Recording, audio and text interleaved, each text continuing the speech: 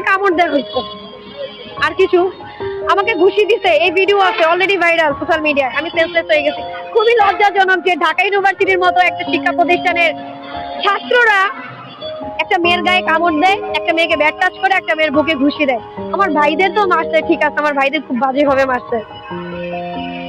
নূর, যে ছেলেটা অলরেডি আমাদের 24-এর আন্দোলনে ভাইরাল, যে ছেলে, ও আসছে, ও আমাকে টোটাল শেল্টার দিছে। আমার সামনে থেকে ওকে টাইমতে নিয়ে যাওয়া হয়েছে।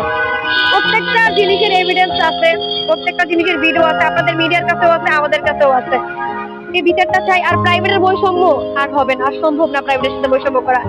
আমি আসছিলাম প্রাইভেটের চেকের জন্য, বাট আমার ভিডিও প্রুভ করে শুধুমাত্র অর্ধেক আমার ভিডিও দেওয়া হয়েছে। যাই হোক, আমি এখন ক্লিয়ার করি প্রেসের সামনে, আপনারা কষ্ট করে এই বক্তব্যটা ছড়াই দিবেন। আমার প্রাইভেটকে এখানে বৈষম্য করা হচ্ছে। প্রাইভেট নাকি ক্যাপাবল না রাজনীতির জন্য। তাহলে আমি বলতে চাই, 14ই জুলাই যে আমরা মাঠে নেমেছিলাম, আমরা চিন্তা করি না আপনাদের দাবি, আমরা চিন্তা করেছিলাম আমরা আমার ভাই বোন